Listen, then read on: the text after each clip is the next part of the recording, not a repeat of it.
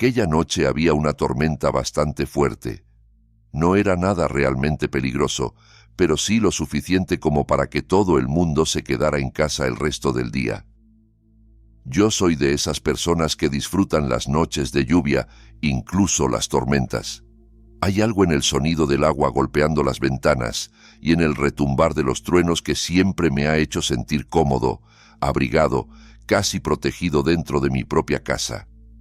Cada vez que la noche se ponía así, yo me instalaba en el sofá, ponía alguna película y me dedicaba a escuchar la lluvia de fondo mientras la ciudad se apagaba ahí fuera. Aquella vez tuve suerte. Al día siguiente no tenía que trabajar. Aunque ya eran las 8 de la noche, decidí prepararme una taza bien caliente de café y quedarme despierto hasta tarde para disfrutar al máximo de esa sensación de calma. Me senté, encendí la televisión y puse una película. No habían pasado ni 20 minutos cuando mi teléfono empezó a sonar. Lo tomé de la mesita, miré el número y no lo reconocí. Sin embargo, el prefijo era de mi ciudad. Contesté por si acaso, con ese miedo tonto de que fuera algo importante o alguien conocido cuyo número no tuviera guardado. «¿Hola?», dije. Nadie respondió. «¿Puedo ayudarle en algo? ¿Hola?». Silencio, pero se notaba que la línea no estaba muerta. Oía un ruido de fondo extraño, como un sonido desordenado, confuso. Presté atención unos segundos y caí en la cuenta. Sonaba igual que la tormenta que tenía justo fuera de mi casa. Lluvia, viento, algún trueno lejano. Supe entonces que había alguien al otro lado, que no era un fallo de conexión. Simplemente esa persona no hablaba. Con una sensación rara en el estómago, colgué. No se me ocurría ninguna razón lógica para que alguien llamara y se quedara completamente en silencio. Pensé que tenía que ser una equivocación, o algún tipo de intento de estafa extraña, aunque no encajara con el típico mensaje automático o la voz de robot. Dejé el teléfono otra vez sobre la mesa y volví a concentrarme en la película. Pasó casi una hora. Ya estaba bastante metido en la historia cuando, en cuestión de segundos, la tormenta pareció intensificarse de forma brutal. Los truenos se volvieron más cercanos. Los relámpagos iluminaban el salón como si alguien encendiera una luz blanca durante un segundo, y la lluvia golpeaba el techo con una furia casi ensordecedora. Las luces y la televisión empezaron a parpadear, se apagaron de golpe y se encendieron de nuevo en una fracción de segundo. Pausé la película, miré alrededor sin entender qué estaba pasando y ni 30 segundos después la luz se cortó por completo. De pronto, la casa quedó sumida en una oscuridad silenciosa y pesada y la tormenta empezó a sonar el doble de fuerte. La lluvia se estrellaba contra el techo y las ventanas como si quisiera atravesarlas, y los truenos parecían no dar tregua durante minutos enteros. La única luz que tenía era la de una pequeña vela que casi nunca usaba. Tenía el móvil, claro, pero no quería gastar la batería sin necesidad, sobre todo sin saber cuánto podría durar el apagón. Encendí la vela y me fui al sótano para revisar la caja de fusibles. Bajé las escaleras y vi que el interruptor principal estaba flojo, como suelto. Lo moví arriba y abajo varias veces, pero no reaccionaba. Nada se encendía. Estaba completamente muerto. Volví al piso de arriba sin muchas opciones. Asomándome por la ventana, me di cuenta de que todas las casas de la calle estaban igual de oscuras, así que pensé que se trataba de un corte de luz grande en toda la zona. Usando los datos móviles, intenté buscar alguna información sobre la avería, pero no encontraba nada. No quedaba mucho que pudiera hacer, así que me quedé de pie junto a la ventana, mirando la calle vacía y escuchando el estruendo de la tormenta. Pasarían unos 15 minutos cuando, de repente, escuché un ruido en el exterior, esta vez mucho más cercano a la casa. Lo reconocí al instante. Era la puerta metálica del patio trasero golpeando contra el marco al abrirse. Esa puerta no tenía cerrojo ni candado, pero nunca, jamás, se abría sola. Ni siquiera en días de viento fuerte. Sin saber qué esperar, caminé hacia la parte trasera de la casa y miré por la puerta del patio. A pesar de la oscuridad y de la lluvia, distinguí la silueta de un hombre. Venía claramente desde el lado donde estaba la puerta del patio, pero ahora solo estaba ahí, de pie, en medio del jardín, bajo el aguacero. Debido a la poca luz, no era más que una figura oscura recortada contra un fondo aún más negro. No podía saber hacia dónde miraba. No sabía si tenía la cara orientada hacia la casa, hacia mí, o si estaba de espaldas. No tenía ni idea de qué hacía ahí, empapándose, en mitad de una tormenta así. Pero algo en mi interior se encogió. Podría haber abierto la puerta y gritado para que se marchara de mi propiedad, pero me puse muy nervioso. Si era lo bastante desequilibrado como para estar paseando bajo un temporal de ese tipo, tampoco sería tan descabellado pensar que podía llevar un arma encima. Decidí que lo más prudente era no enfrentarme directamente a él. Me quedé junto a la puerta, observándolo. No se movió durante un minuto entero. Entonces, despacio, levantó el brazo desde el bolsillo y llevó la mano a la altura de la cabeza. No entendía qué estaba haciendo hasta que vi un pequeño brillo en su mano, una luz diminuta, familiar. Y justo cuando comprendí lo que era, mi teléfono empezó a sonar en la otra habitación. No necesité más de 2 segundos para entenderlo. Aquel desconocido, plantado bajo la lluvia en mi patio, me estaba llamando.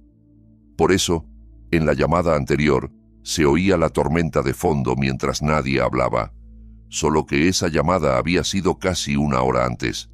¿Había estado ahí fuera todo ese tiempo, bajo la lluvia, frente a mi casa? Con el corazón desbocado, corrí al salón, agarré el móvil y confirmé que era el mismo número. Sin contestar, regresé corriendo a la puerta del patio. El jardín estaba vacío. El hombre había desaparecido. Un escalofrío me recorrió entero. Me sentí estúpido por haber dejado de mirarlo. Si hubiera mantenido la vista fija, al menos sabría en qué dirección se había ido. Ahora, en cambio, se mezclaban la oscuridad, el ruido de la tormenta y la idea de que podría estar en cualquier parte, muy cerca de la casa. No me sentía nada cómodo permaneciendo junto a esa puerta, sabiendo que podía estar escondido en algún rincón del patio, mirándome, mientras yo no veía nada. Regresé al salón, con la mente dando vueltas sin parar. Pensé en llamar a la policía, pero no sabía qué decir exactamente. ¿Que alguien me había llamado 2 veces y que creía que era el mismo que estaba en mi patio? No tenía pruebas de que fuera la misma persona, ni de que hubiera hecho nada grave, más allá de colarse en mi terreno. No pasó demasiado tiempo antes de que el teléfono volviera a sonar. Aunque, en el fondo, me lo esperaba, el sobresalto fue brutal.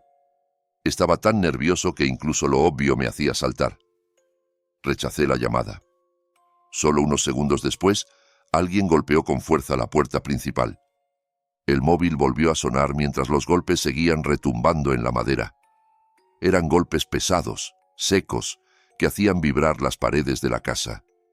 Puse el teléfono en silencio y durante unos instantes me quedé casi paralizado.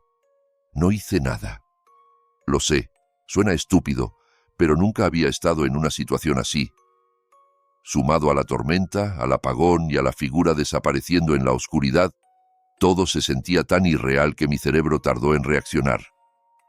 Creo que pasaron unos 30 segundos, tal vez más, y los golpes se volvieron aún más fuertes, casi furiosos, antes de que por fin saliera de ese estado de bloqueo y marcara a la policía. Me temblaban las manos mientras sostenía el teléfono pegado al oído. La operadora me dijo que un patrullero venía de camino, que estaba a unos 4 minutos de mi casa. Seguí contándole todo lo que sabía, mientras aquel hombre no dejaba de golpear la puerta una y otra vez, como si quisiera arrancarla de los goznes. El asedio continuó durante todo el tiempo que estuve esperando. Por fin, la operadora me avisó de que el coche patrulla estaba entrando en mi calle. Pocos segundos después, escuché gritos afuera. Corrí a la ventana y alcancé a ver cómo un agente perseguía a un hombre bajo la lluvia. Corrieron juntos hacia la oscuridad de la tormenta hasta que los perdí de vista. Esperé, con el corazón encogido, quizá 2 o 3 minutos, antes de que el policía regresara, empapado y solo. El tipo había logrado escapar. Debo reconocer que me impresionó lo en serio que se tomó el caso la policía. Hicieron una investigación bastante exhaustiva, supongo que porque el agente lo había visto con sus propios ojos y llegó a correr tras él. Pero la única pista real era el número de teléfono, y resultó ser un callejón sin salida. No llevaba a ninguna parte. Traté de pensar en alguien que tuviera algún motivo para hacerme algo así. Alguien que quisiera asustarme, pero no se me ocurría nadie. Con el tiempo, el caso se fue apagando. Desde aquella noche, nunca volví a recibir una llamada de ese número, ni volví a ver nada extraño cerca de mi casa. Música. A veces creemos que ese tipo de historias solo le pasan a otros, que las amenazas se quedan atrapadas en relatos, en pantallas, en la voz de alguien más. Pero cuando la oscuridad decide fijarse en ti, la sensación de seguridad se rompe para siempre. La siguiente historia le sucedió a un chico que, como tú, pensaba que todo eso eran exageraciones, hasta que alguien decidió esperarlo en el lugar más vulnerable de su casa. No recuerdo con exactitud en qué año ocurrió todo esto, pero nunca he logrado sacudirme del todo el horror que sentí aquella noche. Es de esas cosas que uno asume que nunca le van a pasar, que solo ocurren en las películas, y precisamente esa ingenuidad hace que, si tienes la mala suerte de vivir algo parecido, sea 1000 veces más aterrador. Yo era bastante joven entonces, iba en la secundaria, en esa edad tonta en la que uno empieza a sentirse más grande, casi un hombre, aunque ahora, viendo hacia atrás, me parezca ridículo. Era verano, así que la mayoría de mis días los pasaba con mis amigos, ya fuera en la calle o encerrados jugando videojuegos. Pero ese fin de semana era especial. Mis padres iban a hacer un pequeño viaje en coche a una ciudad que quedaba a unas 8 horas para revivir su luna de miel o algo así. A mí no me importaban demasiado los detalles. Solo pensaba en lo emocionado que estaba por tener la casa para mí solo y poder invitar a mis amigos a dormir allí, sin reglas, sin supervisión, sin nadie diciéndonos cuándo apagar la consola. Se fueron temprano el sábado por la mañana. Cuando me desperté, la casa ya estaba vacía. Lo primero que hice fue escribirle a mi mejor amigo, Diego. El único problema era que sus padres jamás le habrían permitido ir a dormir si sabían que no había adultos en casa. Pero con un par de mentiras bien colocadas, Diego consiguió permiso para venir. No llegaría hasta más tarde, alrededor de las 6 de la tarde. Como estaba muy emocionado, abrí las cortinas del ventanal del frente para poder ver cuándo llegaba. Al hacerlo, me di cuenta de que había un hombre afuera. La única razón por la que me fijé tanto fue porque estaba demasiado cerca de la casa, más allá de la acera, casi pegado al garaje. Tenía un aspecto muy particular, el pelo oscuro, algo largo, una barba mal cuidada y una figura alta y delgada. Algo en él me hizo sentir incómodo, así que me aparté de la ventana de inmediato, sin querer que me viera mirándolo. Unos minutos después, eché un vistazo rápido otra vez. Ya no estaba. Lo borré de mi mente, pensando que no era nada que valiera la pena comentar. El resto del día fue tranquilo. Me quedé en mi habitación jugando a la Xbox hasta que, por fin, a las 6, llegó Diego. Cogimos algunas botanas en la cocina y subimos al cuarto, prácticamente encerrándonos allí para jugar videojuegos sin parar. Pasaron 5 horas como si nada. Eran cerca de las 11:30 de la noche y, por supuesto, seguíamos frente a la pantalla cuando Diego salió al baño. Pero apenas habían pasado 30 segundos cuando regresó y me preguntó con el ceño fruncido, ¿oíste eso? ¿Qué cosa? Pregunté sin haber escuchado nada raro. Antes de que pudiera explicarse, toda la casa se sumió en la oscuridad. La televisión, la Xbox, las luces, todo se apagó al mismo tiempo. Ni siquiera podía ver la silueta de Diego en el marco de la puerta, a apenas un par de metros de mí. Me agaché a tientas, palpando el suelo con las manos hasta encontrar mi teléfono. Lo encendí y activé la linterna. Diego y yo nos quedamos en silencio unos segundos, confundidos por la forma tan brusca en la que se había cortado la luz. Yo, además, estaba atento por si lograba escuchar aquello que Diego decía haber oído justo antes del apagón. Como no sonaba nada extraño y la luz no regresaba, le pregunté de nuevo qué había escuchado. Diego respondió que no estaba seguro, que quizá había sido un golpe, una especie de tump o un paso en el piso de abajo. Con lo del corte de luz, terminamos pensando que probablemente estaría relacionado, pero eso no hacía que se sintiera menos inquietante. Sin saber muy bien qué hacer, decidimos bajar para ver qué pasaba. Salimos al pasillo y descendimos al primer piso, moviendo la luz de los móviles de un lado a otro. Una vez fuera de la habitación, notamos que se oía el viento en el exterior.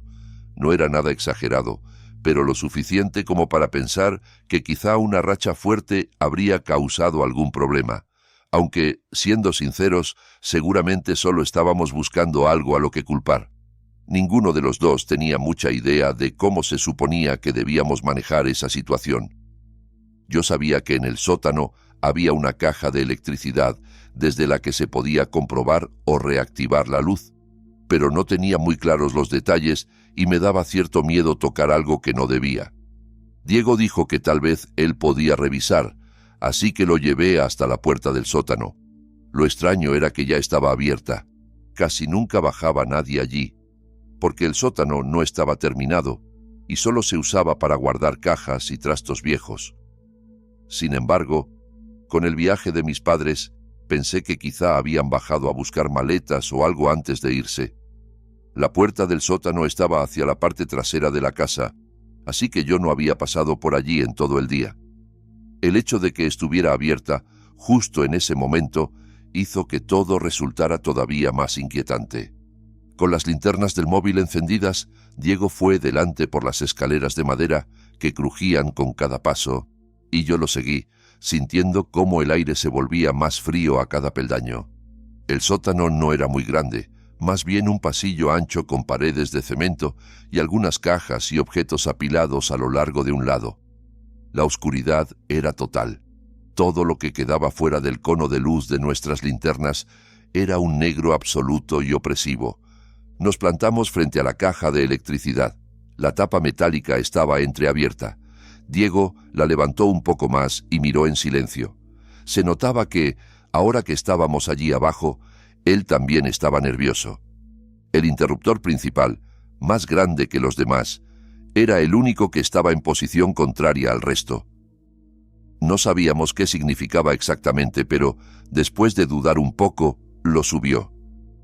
En cuanto lo hizo, empezamos a oír, desde el piso de arriba, los pitidos débiles y los ruidos de arranque de varios electrodomésticos, el router, la nevera, algún aparato más.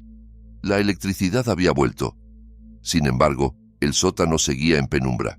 No habíamos ni siquiera buscado el interruptor de la luz ahí abajo, así que el único resplandor era una fina franja que se colaba desde la puerta superior de las escaleras. Empezamos a caminar de vuelta por el pasillo, en dirección a los escalones, pero justo antes de llegar se oyó un ruido de arrastre, como un movimiento rápido, procedente del otro extremo del sótano. Ambos nos quedamos congelados. Yo giré la linterna hacia aquel lado. En la oscuridad había alguien de pie. Podía ver su silueta recortada al borde del círculo de luz y reconocí al instante su figura alta y flaca, el pelo oscuro y largo cayéndole alrededor del rostro. Era el mismo hombre que había visto desde la ventana por la mañana. Estaba medio oculto tras unas cajas que proyectaban una sombra sobre su cara, así que no podía saber si nos estaba mirando directamente o siquiera si era consciente de que lo habíamos descubierto. No esperé a comprobarlo. Di media vuelta y salí disparado escaleras arriba. Diego venía pegado a mis talones. Cerré de golpe la puerta del sótano y sin siquiera mirarnos, salimos corriendo por la puerta principal y cruzamos la calle. Solo cuando estuvimos al otro lado, jadeando, marqué al 911. Mientras hablaba con la operadora y trataba de explicar, entrecortado, que había un desconocido en mi sótano, se volvió evidente que ese hombre había sido quien cortó la luz. Era la única forma de que el interruptor principal se hubiera bajado. Mientras esperábamos noticias, vimos una figura pasar frente a una de las ventanas del piso de abajo. Unos 15 segundos después, la misma sombra cruzó frente a una ventana del piso de arriba. Creo que era la de la habitación de mis padres, como si estuviera paseando por la casa con calma, revisando cada habitación. Los minutos siguientes se hicieron eternos. No volvimos a ver movimiento hasta que llegaron los policías. Entraron en la casa y la revisaron por completo. Cuando salieron, nos dijeron que no habían encontrado a nadie. El intruso ya se había marchado, probablemente por alguna ventana trasera.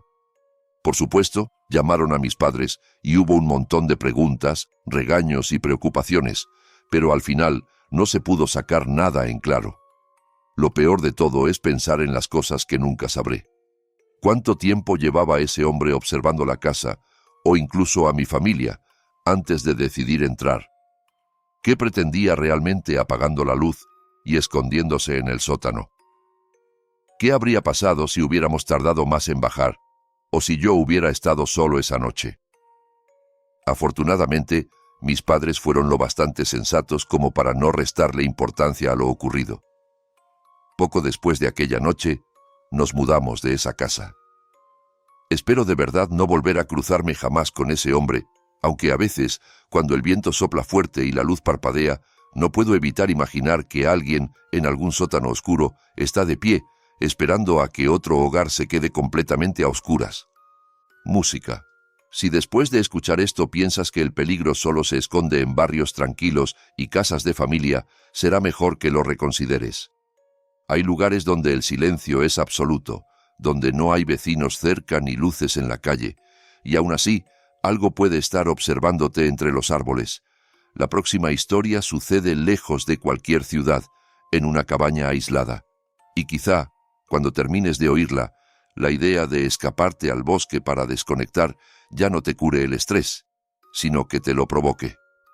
Cada par de meses suelo visitar mi cabaña desconectada de la red, perdida en la naturaleza de Montana. Está completamente aislada, y ese es precisamente el motivo por el que la compré. Es perfecta para escapadas cortas, para alejarme de todo y de todos, y disfrutar solo del bosque y del aire frío. Esta historia ocurrió en otoño. Tenía un fin de semana largo de 5 días, y decidí, casi por impulso, conducir unas 3 horas hacia el norte hasta la cabaña. Como no lo había planeado con antelación, el viaje se me hizo un poco pesado. No había descansado nada extra antes de salir. Llegué a la cabaña sobre las 7 de la tarde. El camino de tierra que atravesaba el bosque hasta llegar allí era largo y estrecho, y costaba orientarse con el sol ya oculto. Pero al final llegué, aparqué frente a la puerta y descargué mi mochila, dejándola dentro casi sin mirar. Después rodeé la cabaña hasta la parte de atrás para encender el generador. Toda la instalación funcionaba con un pequeño generador de gasolina. Las luces, los enchufes, incluso la placa eléctrica de la cocina dependían de él. Nunca gastaba demasiada energía, así que siempre me bastaba con ese aparato. Llené el depósito con un bidón entero, tiré del arrancador varias veces hasta que se puso en marcha y volví adentro. Encendí la estufa de leña y dejé que el calor empezara a acumularse. En esa zona del norte de Montana, en otoño, las noches son cruelmente frías. La temperatura bajaba con facilidad por debajo de los 25 grados Fahrenheit, unos cuantos grados bajo cero, y por eso ni siquiera me planteaba ir a la cabaña en pleno invierno, cuando el frío se volvía brutal. Aquella noche no aguanté despierto mucho tiempo. Apenas 1 hora después, ya estaba metido en la cama, escuchando el murmullo constante del generador y el crujido de la madera al calentarse. Al día siguiente me dediqué a limpiar. Quité el polvo acumulado, revisé las juntas de las paredes y volví a sellar algunas grietas por las que se colaba el aire. A mitad del día, mientras estaba ocupado con eso, vi un viejo camión que avanzaba lentamente por el camino de tierra hacia la cabaña. Podía seguirlo entre los troncos, apareciendo y desapareciendo entre los árboles.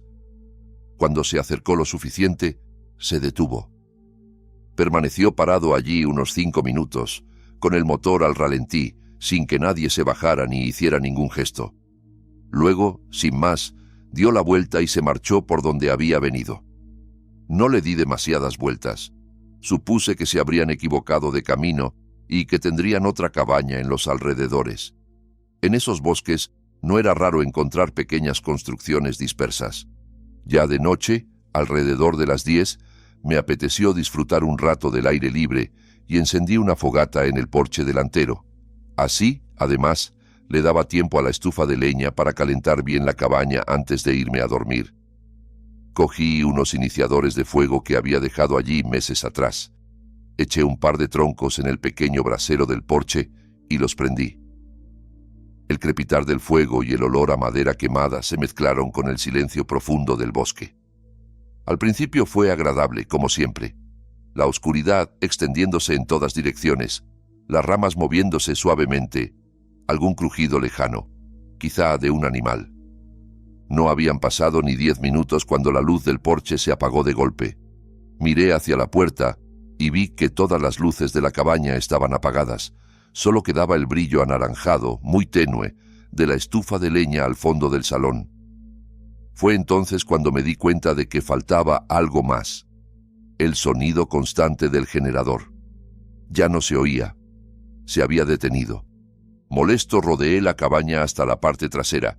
Efectivamente el generador estaba apagado. Tiré del arrancador varias veces. 1, 2, 3, 10, sin conseguir que volviera a la vida. Frustrado, le di una patada. Pensé que sería cosa de la edad. Los generadores viejos tienden a fallar justo cuando más los necesitas. Pero, ya más calmado, revisé el depósito. Estaba completamente vacío. Eso no tenía ningún sentido. Lo había llenado con un bidón entero la noche anterior. Era casi imposible que se hubiera consumido tan rápido. Miré el suelo en busca de signos de fuga, manchas, charcos, el olor penetrante de la gasolina. Nada. La hierba estaba seca. No tenía explicación para lo que estaba encontrando, y lo peor era que tampoco tenía gasolina de repuesto. Eso significaba que no habría electricidad hasta como mínimo la mañana siguiente, cuando pudiera conducir hasta el pueblo más cercano y comprar más combustible. En realidad no era el fin del mundo. Tenía la estufa de leña para calentar la cabaña y de todas formas no pensaba quedarme despierto hasta tarde. No necesitaba las luces para dormir. Volví al porche y me senté de nuevo junto al fuego, tratando de recuperar la calma y disfrutar el poquito de noche que me quedaba. Solo tardé unos segundos en notar algo entre los árboles. A la derecha del camino de tierra, algo con forma humana se recortaba contra la oscuridad. Una silueta, quieta, casi pegada a los troncos. Me incliné hacia adelante, entornando los ojos, intentando distinguir si era una persona o simplemente una forma extraña, una rama, un arbusto mal colocado. No se movía ni un centímetro. Después de unos minutos de mirarla fijamente sin que ocurriera nada, me rendí y volví a apoyar la espalda en la silla, intentando concentrarme en el crujir del fuego. Un minuto después, sin embargo, volví a mirar por inercia. La silueta había desaparecido. Busqué de nuevo, más atento, recorriendo con la mirada el borde del bosque, los huecos entre los troncos, los matorrales. Nada. Aquello me puso en alerta al instante. No me considero una persona especialmente paranoica, pero esa fue una de las sensaciones más inquietantes que había experimentado en mucho tiempo. Si hubiese sido un arbusto raro, seguiría allí. No se habría desvanecido. La idea de que algo que yo había identificado como posible persona ya no estuviera en su sitio me erizó la piel. Durante los siguientes 30 minutos no aparté la vista del bosque. La tranquilidad que antes me parecía agradable se transformó en algo pesado y siniestro. El sonido distante de alguna rama rompiéndose, el susurro del viento entre las hojas, incluso el silencio entre un ruido y otro, todo daba la impresión de estar amplificado. Ya no sentía que estuviera solo. Sentía que algo, en algún punto de la oscuridad, me estaba observando. Y, unido al misterio del generador que se había vaciado sin explicación, la sensación de que algo no iba bien solo crecía. Cerca de la medianoche, escuché un sonido a mi izquierda. Fue breve, un chasquido seco, como si una rama hubiera caído desde cierta altura o como si alguien hubiera pisado un palo hasta partirlo. Me giré hacia ese lado y me quedé mirando fijamente, esperando cualquier movimiento. Pasaron 30 segundos interminables sin que nada se manifestara. Poco a poco, giré de nuevo la cabeza hacia el frente. Mi corazón casi se detuvo. La figura había regresado, de pie exactamente en el mismo lugar en el que la había visto antes. Pero esta vez no estaba sola. A su lado había otra silueta, y otra más. En cuestión de segundos, comprendí que había al menos una docena de figuras inmóviles, dispersas entre los troncos, a poco más de 100 metros del porche. Todas de pie, todas calladas, todas orientadas hacia la cabaña. Sentí como mi cuerpo entraba de golpe en modo huida. Me levanté bruscamente, casi tirando la silla, y entré en la cabaña. Cerré la puerta con rapidez y me quedé detrás de ella un momento, intentando ordenar mis pensamientos. Una parte de mí quería correr hacia el coche y largarse de allí de inmediato. Otra, más racional y asustada, sabía que, si esos desconocidos me estaban mirando desde el bosque, salir a campo abierto entre los árboles podía ser todavía peor. No sabía qué era más peligroso. Finalmente, reuní el valor para mirar por la ventana del frente. Levanté la persiana apenas 1 centímetro, lo suficiente para que un solo ojo pudiera ver hacia afuera. El bosque estaba vacío. No había nadie, ni una sola silueta, ni un movimiento. Eso me heló la sangre aún más que verlos ahí de pie. Apenas tuve tiempo de asimilarlo cuando escuché pasos a la espalda de la cabaña.